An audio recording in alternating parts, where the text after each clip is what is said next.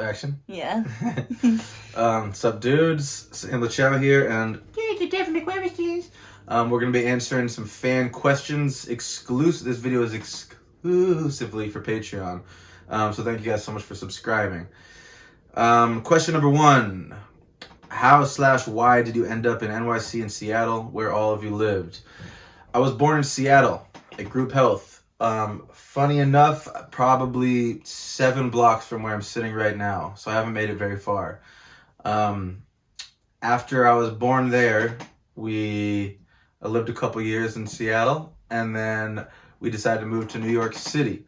My parents are both artists. My dad does theater, my mom is a dance choreographer. I'm assuming that's sort of why we moved to New York, to the Big Apple, so they can, work on that shit out there. And I was just kind of tagging along. I remember it all. Very interesting time in my life. I remember, because we were broke artists moving around from apartment to apartment. I remember some like Harry Potter shit. Like my room was a literal closet that I shared with this cat, and I loved it. I loved every second of it. And the shower was in the living room, like next to my parents' bed. It sounds, and the bathroom was on the same floor as like the 5 other tenants on whatever floor we were on. It sounds like shitty, but it was very romantic at the time. I remember those days fondly. Another quick story about New York is I went to PS3, public school 3. That's how New York schools are numbered. I don't know if that means I went to the third school in New York, but it was called PS3, whatever. And I was pretty scared to go there, I remember, because I was like 2nd grade or something, and all the kids just seemed sort of tougher, more New York. I remember I went there, and the first assignment was just draw a picture of anything. And I was sort of a soft kid, and so I drew a picture of like me and my mommy and my daddy, and like a house and grass and the sun, and I remember my teacher looked at it and kind of laughed, sort of in a good way, but I didn't really know why. She was like, she thought it was extra sweet, and I was like, isn't that just kind of so normal? And I looked at the guy next to me, and he was drawing all like army tanks and like machine gun drawings and just like way cooler shit than what I was drawing. And that's when I kind of realized that this is a different city than Seattle, and I had to try to, I don't know. So then I guess maybe I never realized that until right now, but maybe that sort of leads to why the first time I got in trouble in the 2nd grade class, my teacher's name was Miss Finger, Lynn Finger. Shout out Lynn Finger. I wonder if she still exists on the planet. But I hated her. Could not. She was so mean. I also I also randomly had dreams where I was like in a hot tub with her. So then she was like holding me like a baby. So I don't know what that means, if there's some weird, what would you call that? Like, yeah, something was going on. I was learning about girls and hating them and loving them at the same time, I guess.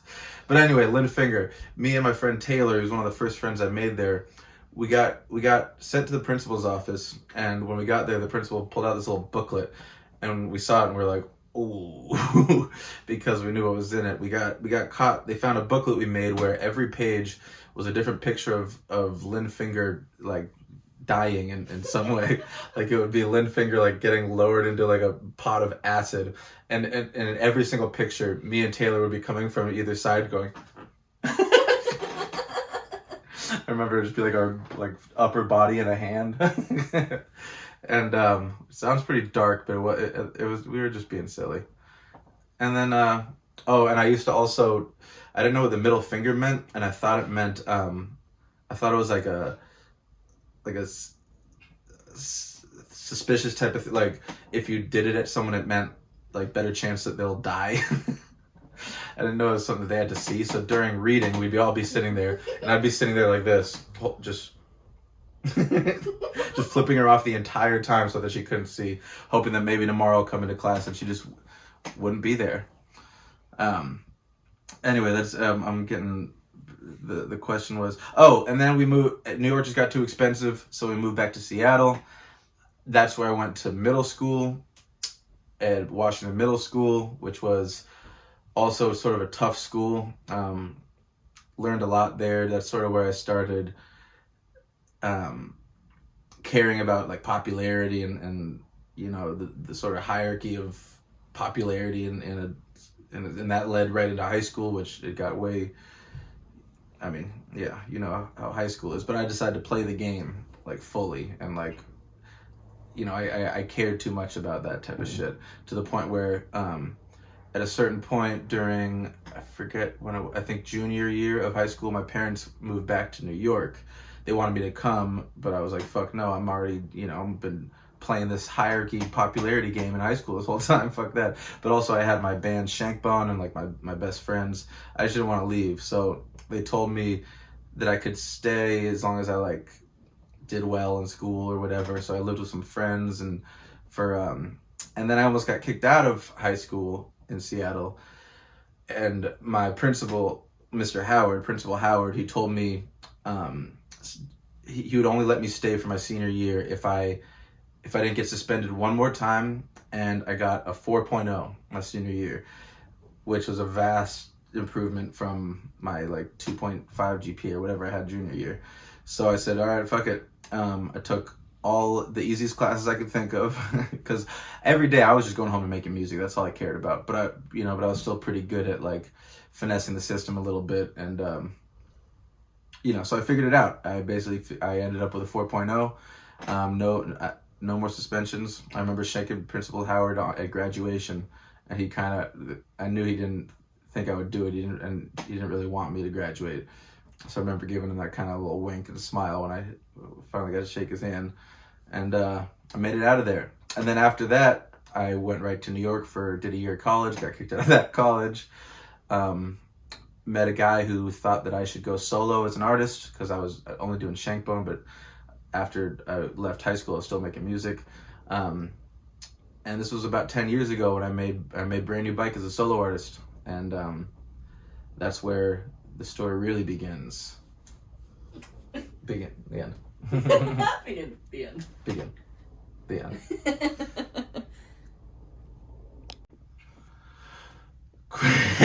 Question number 2.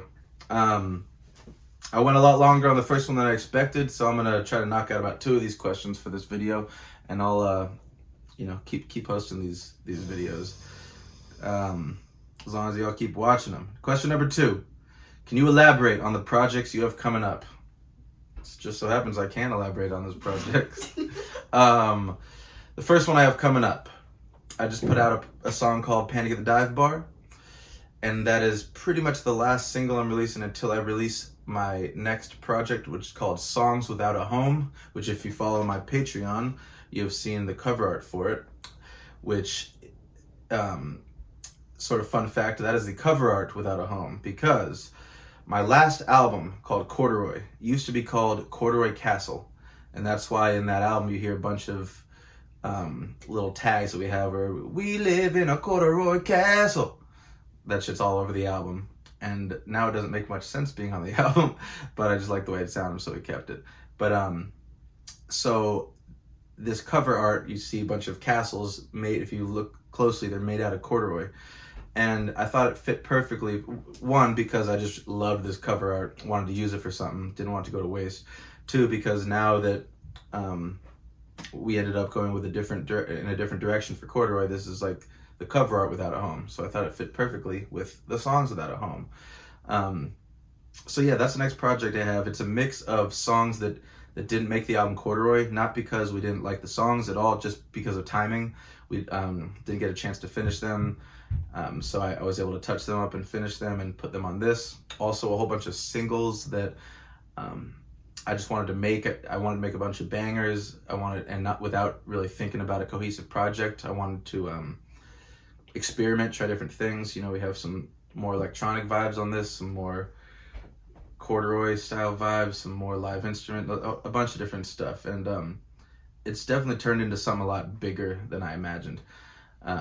I thought it was just going to be a few songs that didn't make corduroy, and now it's like in my opinion, a legit album, and I love every song on it. So that's the next album coming out. And also for people that wonder where Good to Be Home and Popular Man went, they got lost on Spotify. It's a long, boring ass story. Not that long, but just boring, and I don't even really understand it. But basically, they will be bonus tracks on this album, and they will be back on Spotify and all of the streaming. So I'm excited about that. After that, I already am almost finished with 2 other projects. And I'm honestly not exactly sure which will come first, but one of them is called Heavy Hearts, and it's Maggie Brown and I, and it is basically the sequel to Play Pretend. So it's sort of Play Pretend Part 2. It's way more vulnerable, deeper, live instruments, not, it's a bit closer to Treehouse and farther away from Banana Goo Pie. I guess that's one way I could put it. And I love it so much. So excited about this one. Hopefully soon after Songs That At Home drops, I'll be able to release some stuff, start releasing singles from this one. And one thing that's cool about it, or at least our plan right now, is we're gonna make vinyl that one side is Play Pretend, the other side is Heavy Hearts. And it'll be back and forth, and it'll be a double LP type of thing, which I've never done, which I think will be fucking sick.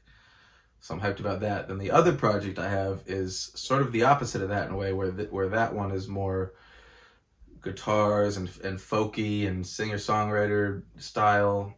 This is straight rapidy rap. And I've been having so much fun. And it's all me on production, and it's me and Ryan Campbell. It's a project called Octopus. It's 8 songs, and every one we started in my crib from scratch. We started with a beat. He would write, we'd write together, work on the beat together. That was sort of our rule for this project, was every song has to start from scratch, us in a room. And it was probably one of the fastest I've ever created a project. Mostly just because we had no one else that we were working with, that we had to like work on their time, you know what I mean? So it was just him and I would kick it for hours on end and just work, and it didn't feel like work. It sort of brought me back to like making music in high school and shit, just me and a homie working on shit. So it's less of it's taking ourselves seriously project and more of just a fun making a record with my friend. And but I really love that one too. And those are the next 3 projects. Yeah. You have to do that every time. The end. Yes. Sorry. Oop, Band-Aid. Oh boy. All right, last question for this video. Were you signed under Black Umbrella, or what exactly was your involvement and vision with Black Umbrella? Short answer, no. I was never signed under Black Umbrella. Black Umbrella was something that Raz, who I've made a lot of music with, I no longer work with him, which maybe I'll talk about some other time. That was his original label, or sort of just his movement, you know, back when kind of movements were more of a thing, like Taylor Gang, all that shit. Didn't really know what it was, but then him and I started working together. Then we wanted to make some sort of label, some sort of movement, some sort of group, and it was utilizing him, me, and also my manager at the time, who lived in New York, who then was sort of managing both Raz and I, and sort of the team we had behind us. So for a little bit, we tried to come up with a name for what it was going to be. We ended up deciding, let's just stick with Black Umbrella. We like it. But there was so it was, the plan was that it was going to be sort of Raz and I's company in a way, and kind of see where it went from there. We wanted to, you know, sign other artists and sort of make it a real thing. And so I never signed anything at all. He never signed anything. It started out as just sort of something I would rep in my videos. You'll see it in the beginning of a lot of my music videos back then, and it'd be in the back of my CDs, you know, and it was something I was repping and trying to sort of bring awareness to, like, build. It was something that I liked the name, I liked the look, I thought it was cool. We were just trying to kind of build it up and, you know, see where it went, and then maybe eventually it could become some sort of label type thing. One of the ways that it sort of fell off from me being a part of it was one, Raz and I are both leader type people, like, very much. That's, you know, even when I was in Shankbone, it was very much my group. When all of my albums, you know, I have tons of features, and I love collaborating more than anything, but I need to be in control in a way, and we definitely had some issues when it came to control. Nothing serious, but just me kind of realizing if I'm gonna do something like a Black Umbrella or like some sort of label or whatever, it's gotta be mine. It's the only way. Not mine as in like the amount of stock I have in it or what, but mine as in I have to have final decision on creative decisions. I have to have creative control on whatever it might be. It's not like I'm gonna know when you're recording anyway. Okay, go. Are you recording? Yeah. We've had a bunch of technical difficulties, but that was the last question anyway. I don't remember how it ended exactly. Basically, I'm not signed to Black Umbrella. Never was, never will be. Hopefully in the future, I'll sort of create some sort of, not necessarily label, but thing that's bigger than just me and my music, and you know, be able to have a platform for helping other artists as much as I can, because that's been something that I've been into since the beginning. You know, that's sort of why I do the Young Seattle series. You know, I like trying to shed light on people that I think are dope as fuck, and no one is seeing enough of. You know, so it's definitely something that I have interest in, but it's just it's difficult. You know, it's difficult when it's already hard enough as an independent artist to make a living just doing it just me, and then trying to do it for someone else at the same time. It's not easy. But yeah, thank you guys so much. I'm gonna be answering more questions. I thought I was gonna answer more in this video, but turns out I have a lot more to talk about than I knew. So I'm gonna be putting these type of videos out on my Patreon more often lately also. Thank you guys so much for subscribing. Everyone that's subscribed to the first tier, if you want to do one of the higher tiers, you'll be getting exclusive new music pretty much all the time. And I'd appreciate it if you did that. That'd be awesome. But just everyone that's supporting, thank you so fucking much. From me and Dev, love you guys. Bye.